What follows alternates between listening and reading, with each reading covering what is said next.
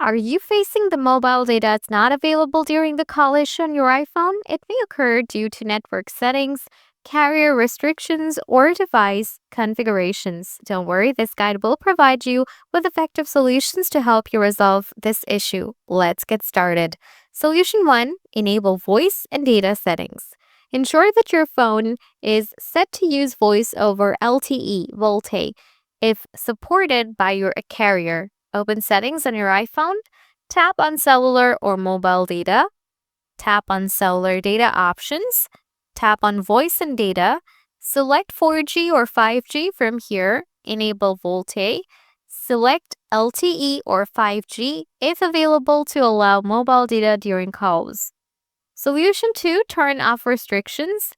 Open Setting, scroll down, tap Screen Time, scroll down, tap Content and Privacy Restrictions. Toggle this feature off to avoid data restrictions while on the call. Now restart your iPhone and see how. By following these steps, you should be able to fix the mobile data is not available during this call error on your iPhone and regain access to mobile data during calls. If this guide helped you, don't forget to subscribe for more troubleshooting tips and stay tuned for the next video.